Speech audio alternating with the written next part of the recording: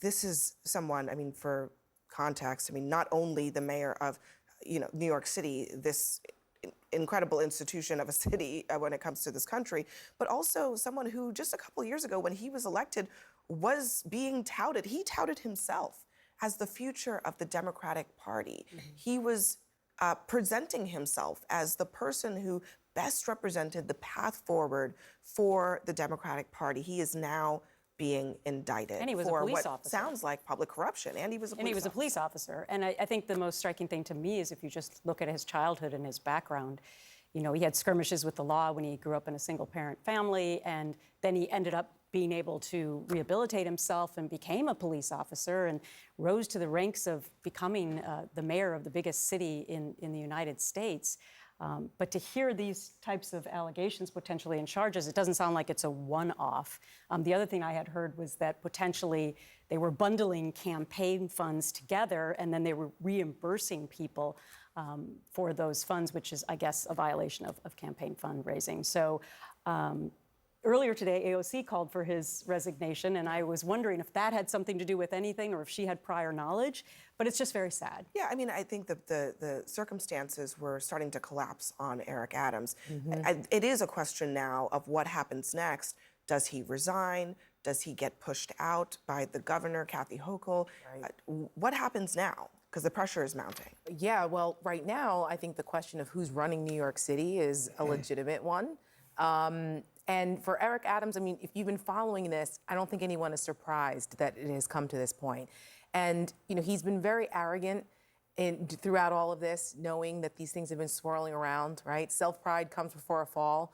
And I think this is a perfect example of that in politics with Eric Adams. And it is a shame because he does have a great American story, as Gretchen mentioned, of overcoming his childhood and to become the mayor of the greatest city in the world, in my opinion. And but you can't do this with corruption. And the Southern District of New York would not have made a move like this unless they were pretty rock solid on the evidence that they had. And once your phones are seized by the feds, that's never a good sign. And so we all know that had happened. And the fact that it's coming from multiple fronts is also highly problematic. I don't see how he stays. But then again, in the era of Donald Trump, where you deny, I wouldn't be surprised if he tried to stay, and it puts the governor of New York in a situation. What does she do then? And there were some interesting parallels in his statement that he put out about the government coming after him. I think it paralleled a lot of what President Trump has talked about with the government coming after him. He said, I always knew if I stood my ground for New Yorkers that I would be a target, and a target I became. And I think it'll be interesting to see, obviously, what comes out tomorrow when they unseal the indictment, and of course, whether he does ultimately resign, because sources close to Kathy Hochul are saying that they aren't going to push her out from the state level. So we'll see what happens. I think he resigns, but remains to be seen. Or if he goes to jail.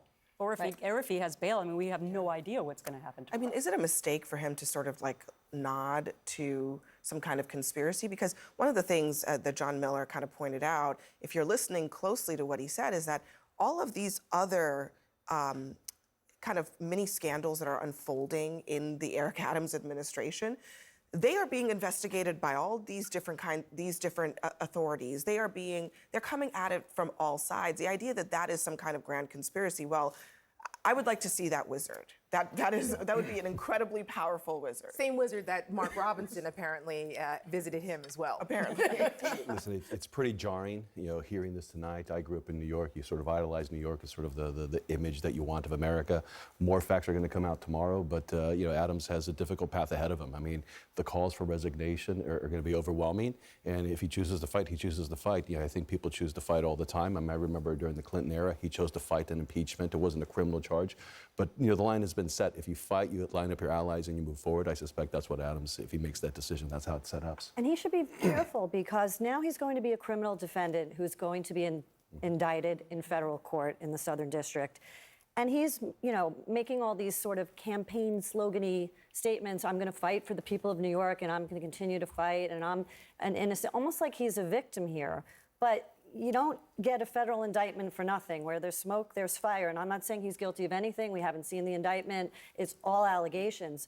But like you said earlier, Abby, I mean, the federal prosecutors and the FBI don't investigate cases and then throw them together, out like a matchbook, putting, this is serious. There's so many moving pieces here, and so many members of this administration who've had their cell phones seized. All the conversations and the data and the text messaging in these cell phones and the emails, it's all put together into a storyline of what allegedly happened here. And it's going to be very incriminating. And for Mayor Adams to already, his statement tonight, before we even knew about this indictment, it came maybe an hour or two ago, was, I'm the second black mayor of New York City, and they're just targeting me. Yeah. How is that relevant when he knows he came out of an event last year with his aides? His SUV was waiting to take him back, and the FBI said, Mayor, get into the van. And they made everyone wait outside, and the FBI went into a van with the mayor of New York City and had a discussion about taking his cell phones from him. I remember that. Surreal. It is surreal.